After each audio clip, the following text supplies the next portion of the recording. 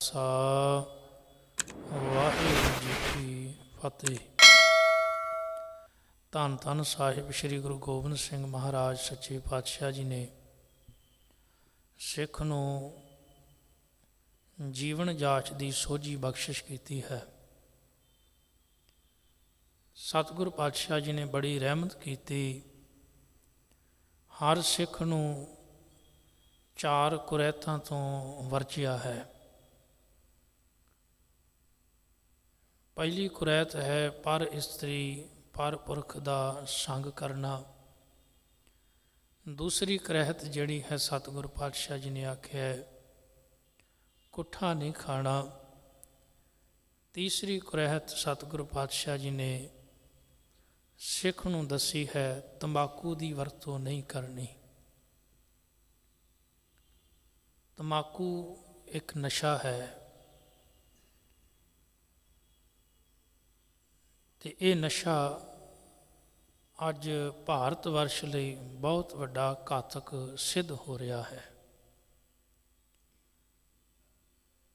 तकरीबन इस नशे तो हर एक कौम ही पीड़ित है। धन कलगीधर महाराज सच्चे पातशाह जी ने सिख नूं तंबाकू का नशा वरतन वास्ते बिल्कुल मनाही की है। हालांकि गुरुदेव पातशाह जी का बाणी अंदर बेअंत थां ते समझाउणा कि नशा जिहड़ा है भावें कोई भी होवे पर वो शरीर वास्ते ठीक नहीं। भावें वो नशा शराब का है, भंग का है, चरस का है, अफीम का है या होर तंबाकू का है। होर किन्ने साडे समाज दे विच इहो जे नशे ने जिन्हां दा बड़े उच्च पद्धर दे उत्ते वपार भी हो रहा है। वड्डियां वड्डियां फैक्ट्रियां कंपनियां जिहड़ियां हन, वड्डे वड्डे अमीर लोग जिहड़े हन वो इन्हां दी विक्री करते ने, वेचते हैं तो साडे समाज दे विच लोग इहदी वरतों करके भैड़ियां भयानक बीमारियां नूं सहेड़ रहे हैं, जिन्हां विचों कैंसर वर्गी भयानक बीमारी, साह की बीमारी, होर किन्नियां बीमारियां जिहड़ियां हन समाज विच फैल रही हैं। धन गुरु गोबिंद सिंह महाराज सच्चे पातशाह जी ने सिख नूं सुचेत किया भी तू नशे तो दूर रहना है, नशे तो वरजिया है। हुण गुरु महाराज पातशाह जी ने तंबाकू की गल की। तंबाकू जिहड़ा है ये अमरीका दे विच पाया जाण वाला एक पौधा है। भाई कान सिंह नाभा ने लिखिया अमरीका विच ये पाया जांदा सी। जिहड़े यूरोपीयन लोग सन उन्होंने इहदा फैलाव किया है। सन 1560 दे विच यूरोप दे विच ये जिहड़ा बूटा है बीजिया गया या इहदा वपार फिर अगे किया गया अते सन 1605 ईस्वी दे विच हिंदुस्तान अंदर ईस्ट इंडिया कंपनी आउंदी है। पुर्तगाल तो जिहड़े चल के लोग आए ने इस देश दे अंदर वो इस तंबाकू नूं लैके आए, इहदा बीज लैके आए। 1605 तो पहला इस देश दे अंदर तंबाकू की वरतों नहीं सी हुंदी। ये देन पुर्तगालियां दी है, वो लैके आए, बीज लैके आए, उन्होंने इस नूं इत्थे बीजिया। वड्डे पद्धर ते इहदा वपार किया गया, अज भी हो रहा है। हुण ये जिहड़ा नशा सी, हालांकि इस देश दे अंदर पहला ये बड़े तेज़ रफ्तार दे नाल इहदी विक्री हुई, लोकां ने इहनूं वरतिया। पर समय का बादशाह जहांगीर एक समा वो भी आया सी जदों उन्हें पूरे देश विच इहनूं बैन कर दिता सी, बंद कर दिता सी भी ये नशा जिहड़ा बड़ा माड़ा है। हुण कलगीधर महाराज पातशाह जी ने तंबाकू शब्द ही क्यों वरतिया? कई बारी ख्याल आउंदा है भी बाकी भी नशे बड़े घातक ने। इहदा कारण यह है ਕਿ ਸਮਾਜਿਕ ਭਾਈਚਾਰੇ ਵਿੱਚ ਬੈਠ ਕੇ ਬਾਕੀ ਨਸ਼ਿਆਂ ਦੀ ਵਰਤੋਂ ਨਹੀਂ ਕੀਤੀ ਜਾ ਸਕਦੀ। ਤੁਸੀਂ ਵੇਖਿਆ ਹੋਵੇਗਾ ਸ਼ਰਾਬ ਜਾਂ ਭੰਗ ਜਾਂ ਹੋਰ ਨਸ਼ਾ ਜਿਹੜਾ ਹੈ, ਜਿੱਥੇ ਸਮਾਜਿਕ ਭਾਈਚਾਰੇ ਦੇ ਲੋਕ ਬੈਠੇ ਹੁੰਦੇ ਨੇ, ਉੱਥੇ ਇਸ ਨਸ਼ੇ ਨੂੰ, ਸ਼ਰਾਬ ਨੂੰ, ਭੰਗ ਨੂੰ, ਫੀਮ ਨੂੰ ਲੋਕ ਨਹੀਂ ਵਰਤਦੇ। ਪਰ ਜਿਹੜਾ ਤੰਬਾਕੂ ਹੈ, ਇਸ ਦੀ ਵਰਤੋਂ ਲੋਕ ਆਮ ਕਰਨ ਲੱਗ ਪਏ। ਇਹਦੀ ਇੰਨੀ ਵਰਤੋਂ ਹੋਣ ਲੱਗ ਪਈ ਸੀ ਕਿ ਆਮ ਲੋਕ ਜਿਹੜੇ ਹਨ, ਜਿੱਥੇ 4 ਬੰਦੇ ਖਲੋਤੇ ਉੱਥੇ ਵੀ ਇਹਦੀ ਵਰਤੋਂ ਲੱਗ ਗਏ ਸਨ ਕਰਨ। ਜਿਵੇਂ ਸ਼ਰਾਬ ਆਦਿਕ ਨਸ਼ਾ ਜਿਹੜਾ ਬੰਦੇ ਦੀ ਮੱਤ ਨੂੰ ਮਾਰ ਦਿੰਦਾ ਹੈ, ਬੰਦਾ ਡਾਵਾਂ ਡੋਲ ਹੋ ਜਾਂਦਾ ਹੈ, ਉਹਦੀ ਜ਼ੁਬਾਨ ਦੇ ਲਫ਼ਜ਼ ਜਿਹੜੇ ਹਨ ਬਦਲ ਜਾਂਦੇ ਹਨ, ਉਹਦੀ ਬੋਲ ਚਾਲ, ਉਹਦਾ ਚਾਲ ਚੱਲਣ ਬਦਲ ਜਾਂਦਾ ਹੈ। ਹੋਰ ਨਸ਼ੇ ਕੀਤਿਆਂ, ਪਰ ਤੰਬਾਕੂ ਦਾ ਨਸ਼ਾ ਕੀਤਿਆਂ ਮਨੁੱਖ ਜਿਹੜਾ ਹੈ ਉਹ ਉਸ ਤਰ੍ਹਾਂ ਰਿਐਕਟ ਨਹੀਂ ਕਰਦਾ ਜਿਵੇਂ ਹੋਰ ਨਸ਼ੇ ਕਰਕੇ ਕਰਦਾ ਹੈ। ਇਹਦੀ ਵਰਤੋਂ ਇੰਨੀ ਜ਼ਿਆਦਾ ਹੋਣ ਲੱਗ ਪਈ ਸੀ ਕਿ ਗੁਰੂ ਮਹਾਰਾਜ ਪਾਤਸ਼ਾਹ ਜੀ ਨੇ ਫਿਰ ਉਸ ਸਮੇਂ ਸਿੱਖ ਨੂੰ ਹਦਾਇਤ ਕੀਤੀ ਵੀ ਤੂੰ ਤੰਬਾਕੂ ਨਹੀਂ ਵਰਤਣਾ। ਹਾਲਾਂਕਿ ਗੁਰੂ ਪਾਤਸ਼ਾਹ ਜੀ ਨੇ ਬਾਕੀ ਨਸ਼ਿਆਂ ਤੋਂ ਵੀ ਵਰਤਿਆ ਹੈ, ਪਰ ਇਹ ਇੱਕ ਐਸਾ ਨਸ਼ਾ ਸੀ, ਜਦੋਂ ਆਪਾਂ ਵੇਖਦੇ ਹਾਂ ਅੱਜ ਸਮਾਜ ਦੇ ਅੰਦਰ ਇਸ ਨਸ਼ੇ ਦੇ ਕਿੰਨੇ ਭਿਆਨਕ ਰਿਜ਼ਲਟ ਜਿਹੜੇ ਆ ਰਹੇ ਹਨ। ਸਾਡੇ ਸਮਾਜ ਵਿੱਚ ਕਿੰਨੇ ਤਰੀਕਿਆਂ ਦੇ ਨਾਲ ਇਹਦੀ ਵਰਤੋਂ ਕੀਤੀ ਜਾਂਦੀ ਹੈ। ਭਾਵੇਂ ਇਸਲਾਮ ਮਤ ਨੂੰ ਮੰਨਣ ਵਾਲੇ ਨੇ, ਭਾਵੇਂ ਸਾਡੇ ਸਿੱਖ ਨੇ, ਬਹੁਤ ਸਾਰੇ ਸਿੱਖ ਵੀ ਜਿਹੜੇ ਹਨ ਇਸ ਭੈੜੀ ਚੀਜ਼ ਨੂੰ ਵਰਤਦੇ ਹਨ। ਹਿੰਦੂ ਵੀਰ ਵੀ ਜਿਹੜੇ ਹਨ ਇਹਦੀ ਵਰਤੋਂ ਕਰਦੇ ਹਨ। ਇਸਲਾਮਕ ਮਤ ਵਾਲੇ ਵੀ ਹੁੱਕਾ ਆਦਿਕ ਪੀਂਦੇ ਹਨ, ਇਹਦੀ ਵਰਤੋਂ ਕਰਦੇ ਹਨ। ਹੁਣ ਆਮ ਤੌਰ 'ਤੇ ਤੁਸੀਂ ਵੇਖਿਆ ਹੈ, ਵੇਚਣ ਵਾਲੇ ਜਿਹੜੇ ਹਨ ਉਹ ਭਾਵੇਂ ਕਿ ਇਹਨਾਂ ਦੇ ਪੈਕਟਾਂ ਦੇ ਉੱਤੇ ਇਹ ਲਿਖ ਦਿੰਦੇ ਨੇ ਵੀ ਇਹ ਤੁਹਾਡੇ ਸਰੀਰ ਵਾਸਤੇ ਹਾਨੀਕਾਰਕ ਹੈ, ਪਰ ਕਮਾਲ ਦੀ ਗੱਲ ਹੈ, ਵੇਚਣ ਵਾਲਾ ਜ਼ਹਿਰ ਵੇਚੇ ਅਤੇ ਲੈਣ ਵਾਲੇ ਨੂੰ ਇੰਨੀ ਸਮਝ ਨਹੀਂ ਵੀ ਮੈਂ ਜਿਹੜੀ ਚੀਜ਼ ਲੈ ਰਿਹਾ ਵਾਂ ਇਹ ਮੇਰੇ ਵਾਸਤੇ ਚੰਗੀ ਹੈ ਕਿ ਮਾੜੀ ਹੈ। ਆਖਰ ਬੰਦਾ ਇਹਨੂੰ ਕਿਉਂ ਖਰੀਦਦਾ ਹੈ, ਨਸ਼ੇ ਦੀ ਵਰਤੋਂ ਕਿਉਂ ਕਰਦਾ ਹੈ? ਇਹਦੇ ਕੁਝ ਕਾਰਨ ਨੇ। ਦੁਨੀਆ ਦੇ ਅੰਦਰ ਹਰ ਇੱਕ ਮਨੁੱਖ ਜਿਹੜਾ ਹੈ ਉਹ ਵੱਧ ਤੋਂ ਵੱਧ ਸੁੱਖ ਲੈਣਾ ਚਾਹੁੰਦਾ ਹੈ, ਸੁਖੀ ਹੋਣਾ ਚਾਹੁੰਦਾ ਹੈ, ਆਨੰਦਿਤ ਹੋਣਾ ਚਾਹੁੰਦਾ ਹੈ ਕਿ ਮੈਂ ਬਹੁਤ ਜ਼ਿਆਦਾ ਖੁਸ਼ਹਾਲ ਹੋਵਾਂ, ਜ਼ਿਆਦਾ ਤੋਂ ਜ਼ਿਆਦਾ ਸੁਖੀ ਹੋਵਾਂ, ਮੇਰੇ ਕੋਲ ਇੱਕ ਨਿਰਾਲੀ ਮਸਤੀ ਹੋਵੇ, ਖੇੜਾ ਹੋਵੇ, ਆਨੰਦ ਹੋਵੇ। ਔਰ ਬਿਲਕੁਲ ਸਹੀ ਗੱਲ ਹੈ, ਜੇ ਜੀਵਨ ਇੰਨਾ ਉੱਚਾ, ਸਾਰਿਆਂ ਤੋਂ ਮਹਾਨ ਇਹ ਜੀਵਨ ਹੈ ਬਾਕੀ ਜੂਨੀਆਂ ਤੋਂ, 84 ਲੱਖ ਜੋਨ ਵਿੱਚ ਉੱਤਮ ਜਨਮ ਸੋ ਮਾਨਸ ਦੇਹੀ, ਭਾਈ ਗੁਰਦਾਸ ਜੀ ਆਖ ਰਹੇ ਨੇ, ਤਾਂ ਫਿਰ ਸੁੱਖ ਵੀ ਜਿਹੜਾ ਹੈ ਉਹ ਨਿਰਾਲਾ, ਆਨੰਦ ਵੀ ਜਿਹੜਾ ਵੱਖਰਾ ਹੋਣਾ ਚਾਹੀਦਾ ਹੈ, ਮਸਤੀ ਖੁਮਾਰੀ ਵੀ ਕੋਈ ਵੱਖਰੀ ਹੋਣੀ ਚਾਹੀਦੀ ਹੈ। ਹੁਣ ਬੰਦੇ ਨੇ ਉਸ ਖੁਮਾਰੀ ਨੂੰ, ਉਸ ਮਸਤੀ ਨੂੰ ਹਾਸਲ ਕਰਨ ਵਾਸਤੇ ਉਹ ਕੀਮਤ ਨਹੀਂ ਚੁਕਾਈ। ਤੁਸੀਂ ਵੇਖੋ, ਜਿੰਨਾ ਵੱਡਾ ਸੁੱਖ ਓਨੀ ਵੱਡੀ ਘਾਲਣਾ ਵੀ ਘਾਲਣੀ ਪੈਂਦੀ ਹੈ। ਜਿੰਨੀ ਵੱਡੀ ਕੋਈ ਪ੍ਰਾਪਤੀ ਕਰਦਾ ਉਹਦੇ ਪਿੱਛੇ ਓਨੀ ਵੱਡੀ ਮਿਹਨਤ ਵੀ ਹੁੰਦੀ ਹੈ। ਪਰ ਅਫਸੋਸ ਕਿ ਬੰਦਾ ਓਨਾ ਸੰਘਰਸ਼ ਨਹੀਂ ਕਰਨਾ ਚਾਹੁੰਦਾ, ਓਨਾ ਸਟਰਗਲ ਨਹੀਂ ਕਰਨਾ ਚਾਹੁੰਦਾ, ਓਨੀ ਮਿਹਨਤ ਨਹੀਂ ਕਰਨੀ ਚਾਹੁੰਦਾ, ਬਲਕਿ ਹਾਲਤ ਇਹਦੀ ਐਸੀ ਹੈ, ਸੇਵਾ ਥੋੜ੍ਹੀ ਮੰਗਣ ਬਹੁਤਾ। ਇਹ ਘਾਲਣਾ ਮਿਹਨਤ ਥੋੜ੍ਹੀ ਕਰਨੀ ਚਾਹੁੰਦਾ ਹੈ, ਪਰ ਚਾਹੁੰਦਾ ਹੈ ਕਿ ਬਹੁਤ ਕੁਛ ਮੈਨੂੰ ਮਿਲ ਜਾਵੇ, ਪ੍ਰਾਪਤੀ ਜ਼ਿਆਦਾ ਹੋਵੇ, ਮਿਹਨਤ ਘੱਟ ਹੋਵੇ। ਅੱਜ ਤਾਂ ਸਾਡੀ ਸੋਚ ਹੀ ਇਹ ਵੀ ਤੁਸੀਂ ਸ਼ਾਰਟਕਟ, ਇੱਕ ਸ਼ਬਦ ਸਾਡੇ ਵਿੱਚ ਸਮਾਜ ਦੇ ਵਿੱਚ ਪ੍ਰਚਲਿਤ ਹੋ ਗਿਆ ਹੈ, ਅਸੀਂ ਕਹਿੰਦੇ ਹਾਂ ਵੀ ਸ਼ਾਰਟਕਟ ਜਾਣਾ ਹੈ।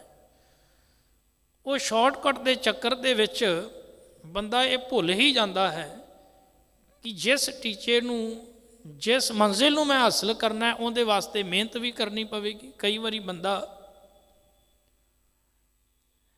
ਮਿਹਨਤ ਕਰਦਾ ਹੈ, ਸੰਘਰਸ਼ ਕਰਦਾ ਹੈ ਅਤੇ ਉਸ ਮੁਕਾਮ 'ਤੇ ਪਹੁੰਚ ਜਾਂਦਾ ਹੈ, ਪਰ ਜਿਹੜਾ ਦੂਜਾ ਬੰਦਾ ਉਹਨੂੰ ਵੇਖ ਕੇ ਉਹ ਸੋਚਦਾ ਵੀ ਸ਼ਾਇਦ ਇਹ ਮਨੁੱਖ ਜਿਹੜਾ ਇਸ ਮੁਕਾਮ 'ਤੇ ਪਹੁੰਚਿਆ ਹੈ ਮੇਰੇ ਨਾਲੋਂ ਅੱਗੇ ਨਿਕਲਿਆ ਹੈ ਅਤੇ ਮੈਂ ਵੀ ਇਹਦੇ ਤੋਂ ਅੱਗੇ ਨਿਕਲ ਜਾਵਾਂ, ਪਰ ਉਹ ਸਹੀ ਰਸਤਾ ਅਖਤਿਆਰ ਨਹੀਂ ਕਰਦਾ, ਸਹੀ ਮਾਰਗ 'ਤੇ ਨਹੀਂ ਤੁਰਦਾ। ਐਸਾ ਮਨੁੱਖ ਜਦੋਂ ਨਿਰਾਸ਼ ਹੋ ਜਾਂਦਾ ਹੈ, ਉਦਾਸ ਹੋ ਜਾਂਦਾ ਹੈ, ਉਦੋਂ ਫਿਰ ਮਨੁੱਖ ਜਿਹੜਾ ਹੈ ਇਸ ਘਟੀਆ ਨਸ਼ੇ ਦਾ ਸਹਾਰਾ ਲੈਂਦਾ ਹੈ। ਤੁਸੀਂ ਵੇਖਿਆ ਉਹ ਮਨੁੱਖ ਨਸ਼ੇ ਦੇ ਜ਼ਿਆਦਾ ਆਦੀ ਹੁੰਦੇ ਨੇ ਜਿਹੜੇ ਸਮਾਜਿਕ ਤੌਰ 'ਤੇ ਦੁਖੀ ਹੋਣ, ਪਰੇਸ਼ਾਨ ਹੋਣ, ਜਾਂ ਇੱਕ ਸ਼ਬਦ ਮੈਂ ਸਿੱਧਾ ਵਰਤ ਲਵਾਂ, ਜਿਨ੍ਹਾਂ ਅੰਦਰ ਇਹ ਤਾਕਤ ਨਹੀਂ ਹੁੰਦੀ ਮੁਸ਼ਕਲਾਂ ਨਾਲ ਲੜਨ ਦੀ, ਜਿਹੜੇ ਡਰਦੇ ਨੇ, ਹਾਰ ਜਾਂਦੇ ਨੇ ਮੁਸ਼ਕਲਾਂ ਤੋਂ, ਜਿਹੜੇ ਜੀਵਨ ਦੇ ਵਿੱਚ ਸੰਘਰਸ਼ ਨਹੀਂ ਕਰਨਾ ਜਾਣਦੇ, ਜਿਹੜੇ ਮੈਦਾਨ ਜੰਗ ਵਿੱਚ ਲੜਨਾ ਨਹੀਂ ਜਾਣਦੇ, ਉਹ ਸੂਰਮੇ ਨਹੀਂ ਹੋ ਸਕਦੇ, ਕਾਇਰ ਹੁੰਦੇ ਨੇ। ਕਾਇਰ ਬੰਦਾ ਹੀ ਨਸ਼ੇ ਕਰਦਾ ਹੈ। ਜਿਹੜਾ ਅਸਲ ਦੇ ਵਿੱਚ ਨਸ਼ਾ ਹੈ ਉਹ ਕਾਇਰ ਬੰਦਾ ਹੀ ਕਰ ਸਕਦਾ ਹੈ।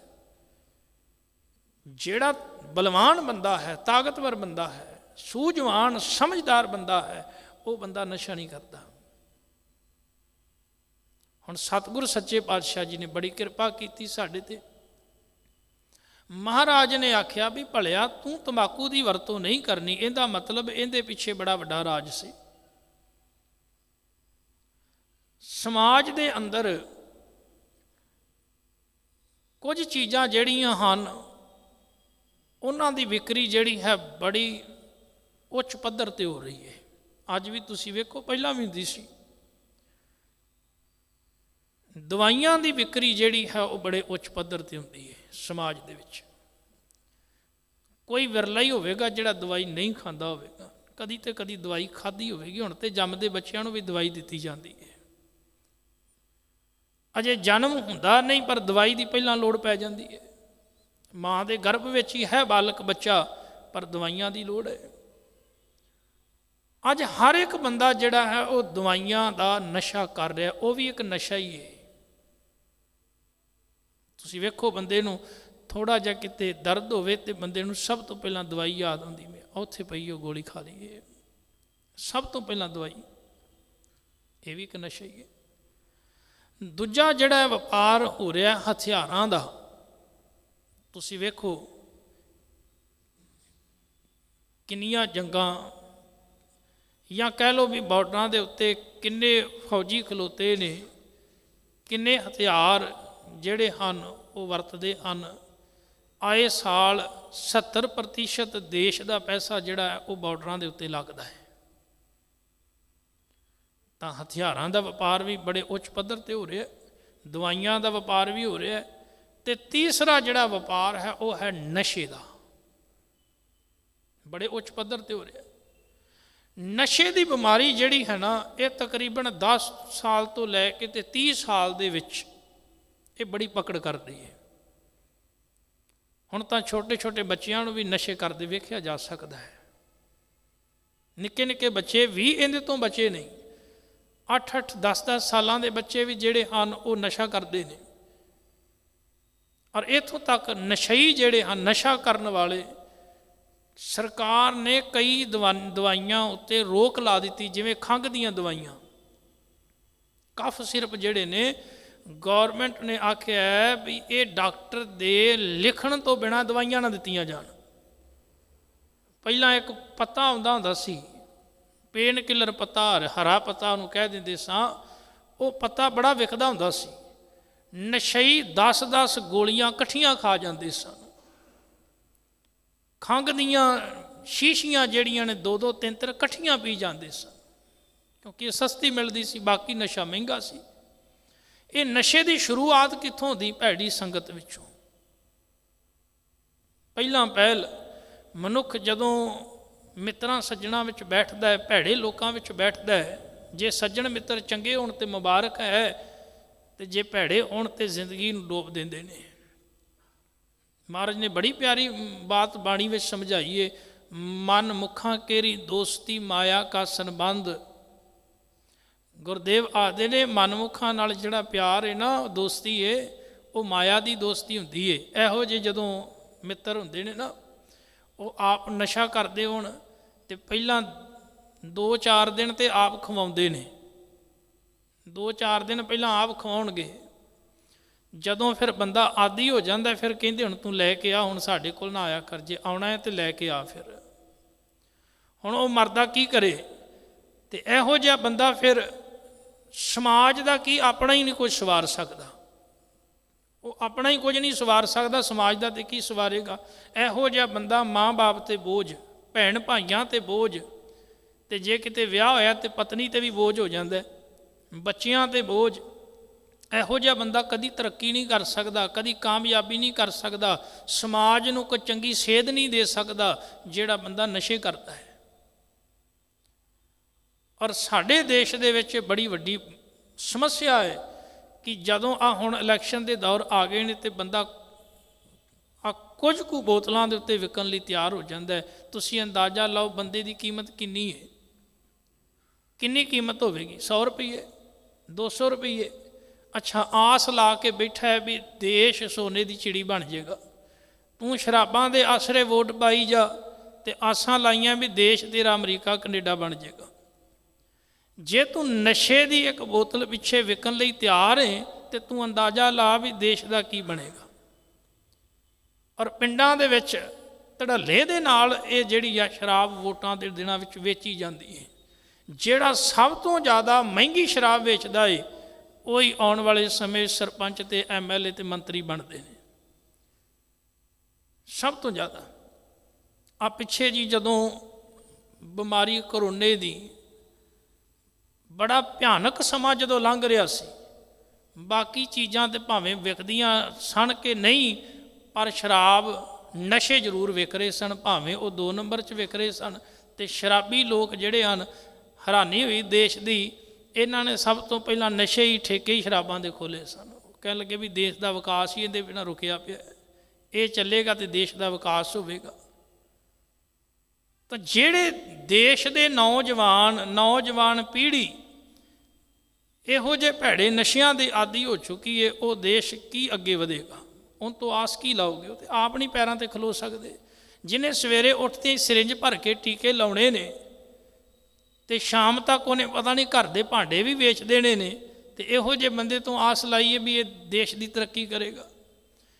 ਜਿਹੜਾ ਨੌਜਵਾਨ ਪੜ੍ਹਾਈ ਕਰਕੇ, ਜਿਹੜਾ ਨੌਜਵਾਨ ਚੰਗੇ ਅਹੁਦਿਆਂ 'ਤੇ ਪਹੁੰਚ ਸਕਦਾ ਸੀ, ਸਮਾਜ ਦੇ ਵਿੱਚ ਰਹਿਣ ਵਾਲੇ ਭੈੜੇ ਲੀਡਰਾਂ ਨੇ ਇਹੋ ਜਿਹੇ ਨੌਜਵਾਨਾਂ ਦੀ ਜ਼ਿੰਦਗੀਆਂ ਬਰਬਾਦ ਕਰਕੇ ਰੱਖ ਦਿੱਤੀਆਂ ਨੇ। ਆਪ ਨਸ਼ੇ ਲਾਏ ਨੇ, ਨਸ਼ਿਆਂ ਦੇ ਰਾਹ 'ਤੇ ਉਹਨਾਂ ਨੂੰ ਤੋਰਿਆ। ਤੇ ਕਈ ਮਾਂ ਬਾਪ ਵਿਚਾਰੇ ਮੈਂ ਵੇਖੇ ਨੇ ਪੰਜਾਬ ਦੇ ਵਿੱਚ, ਕਈ ਐਸੇ ਮਾਂ ਬਾਪ ਜਿਹੜੇ ਆਪਣੇ ਘਰ ਦੇ ਜਿੰਨੇ ਵੀ ਚੀਜ਼ਾਂ ਨੇ ਉਹਨਾਂ ਨੂੰ ਤਾਲੇ ਮਾਰ ਕੇ ਰੱਖਦੇ ਨੇ ਵੀ ਕਿਤੇ ਕੋਈ ਨਸ਼ਾ ਸਾਡਾ ਬੱਚਾ ਪੀਂਦਾ ਏ, ਕੋਈ ਪਤਾ ਨਹੀਂ ਇਹਦਾ ਕਦੋਂ ਰਾਤ ਨੂੰ ਕਿਹੜੀ ਚੀਜ਼ ਚੁੱਕ ਕੇ ਲੈ ਜਾਵੇ। ਮੰਜੀਆਂ ਤੱਕ ਨੂੰ ਜਿਹੜੇ ਹਨ ਉਹਨਾਂ ਨੇ ਤਾਲੇ ਮਾਰੇ ਨੇ ਸੰਗਲ ਬੰਨ੍ਹ ਕੇ, ਇੰਨਾ ਡਰ ਆਪਣੇ ਬੱਚਿਆਂ ਤੋਂ। ਸੋ ਗੁਰੂ ਪਿਆਰ ਵਾਲਿਓ, ਧੰਨ ਗੁਰੂ ਗੋਬਿੰਦ ਸਿੰਘ ਮਹਾਰਾਜ ਪਾਤਸ਼ਾਹ ਜੀ ਹੀ ਨਹੀਂ, ਇਸ ਤੋਂ ਪਹਿਲਾਂ ਗੁਰੂ ਮਹਾਰਾਜ ਧੰਨ ਗੁਰੂ ਨਾਨਕ ਦੇਵ ਸੱਚੇ ਪਾਤਸ਼ਾਹ ਜੀ ਨੇ ਹੋਕਾ ਦਿੱਤਾ ਸੀ ਇਸ ਗੱਲ ਦਾ।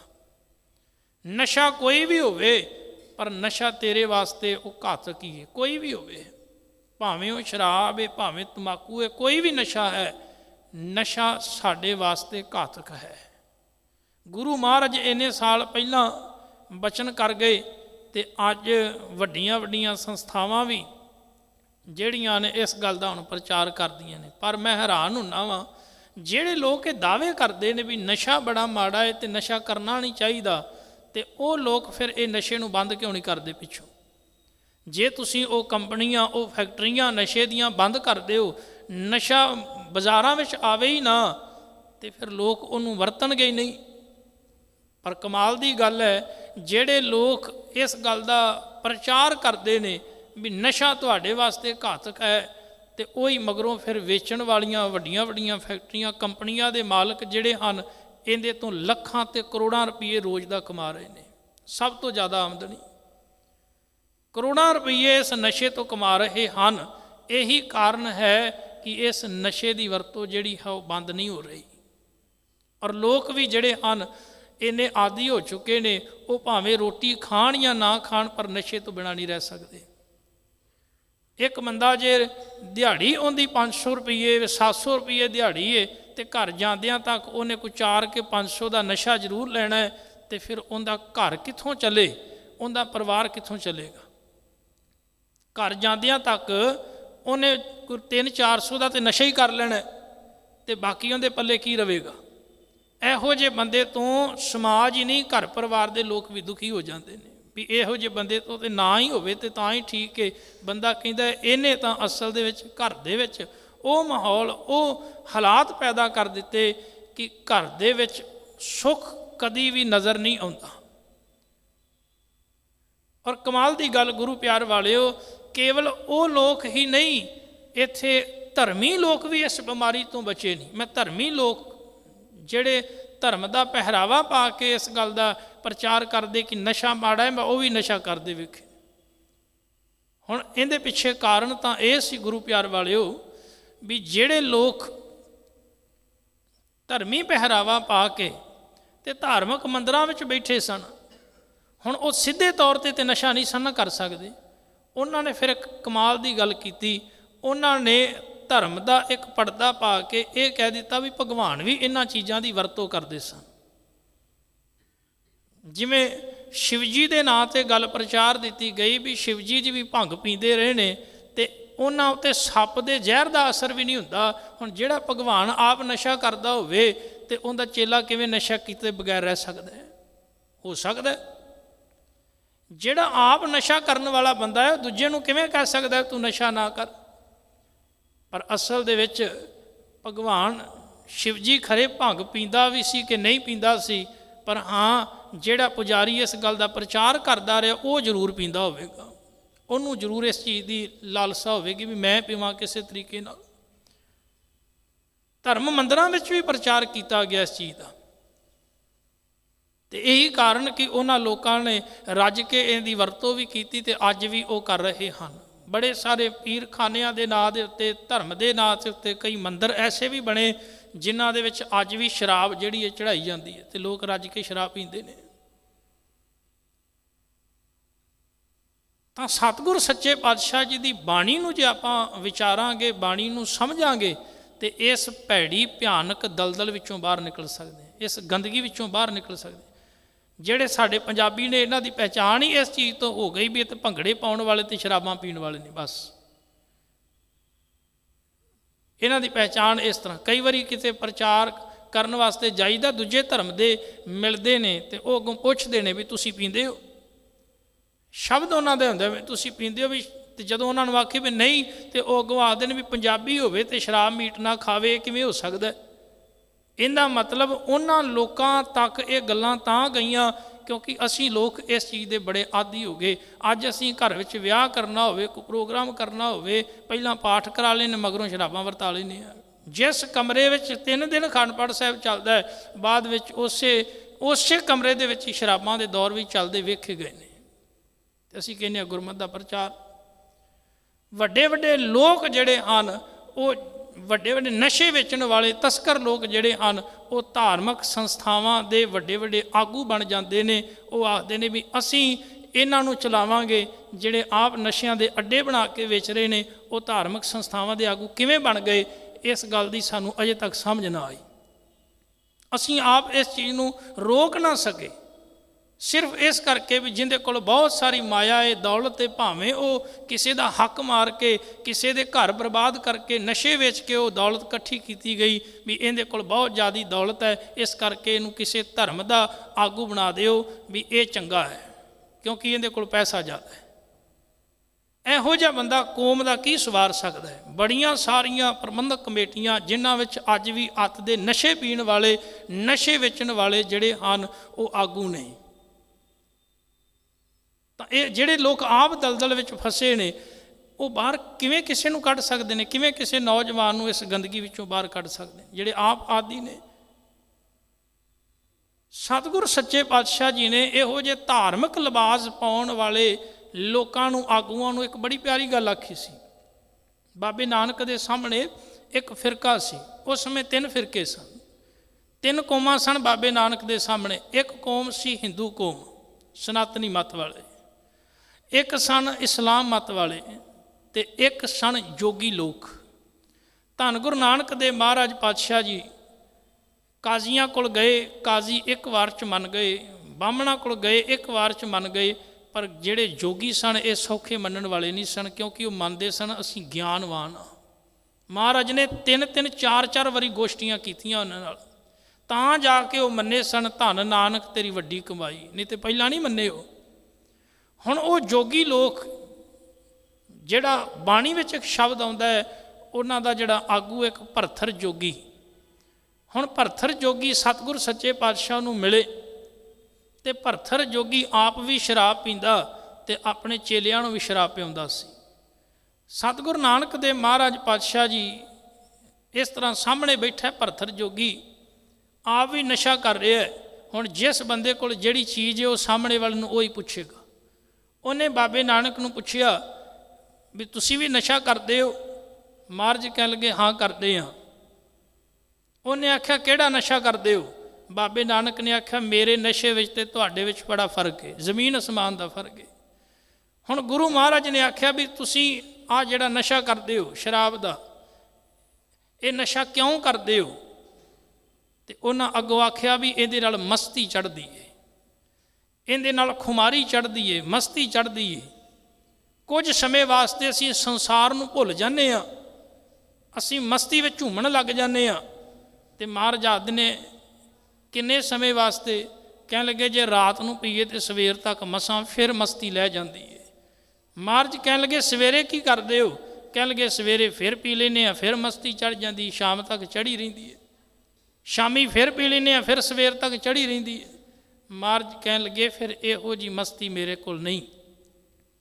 पहली गल, जिहड़ी चीज़ की वरतों करके मस्ती हासिल हुंदी होवे ते ओ मस्ती शरीर वास्ते घातक होवे, ओ मस्ती मस्ती नहीं हुंदी, वो तो जहर हुंदा है, क्योंकि जहर ही शरीर का विनाश करता है। दूसरी गल, महाराज कह लगे वो भी मस्ती कादी जिहड़ी पल्लियों पैसे खर्च करके मिलती होवे। आ मैं तेनों एक मस्ती देना आ, जिहड़ी मस्ती कह लगे कोई पैसा खर्चिया नहीं मिलती। वो मस्ती वो है जिहड़ी एक बार पी ले तो बार बार नहीं पीनी पैंदी, बंदा निरंतर उस मस्ती विच रहिंदा है। फिर वो मस्ती दे पीतियां समाज दे विच कोई डर नहीं, समाज दे विच बंदा मान नाल अपनी धी बच्ची भैन माँ बाप बच्चियां कोल बैठ सकता है। वो मस्ती वो खुमारी ऐसी है। वो मस्ती चढ़िया समाज दे विच बंदे नूं सिर नीवा करके नहीं तुरना पैंदा, उहदे नाल बंदा करजाई नहीं हुंदा, बंदा मान दे नाल तुरदा है। भरथर जोगी कहन लगा वो किहड़ी मस्ती है?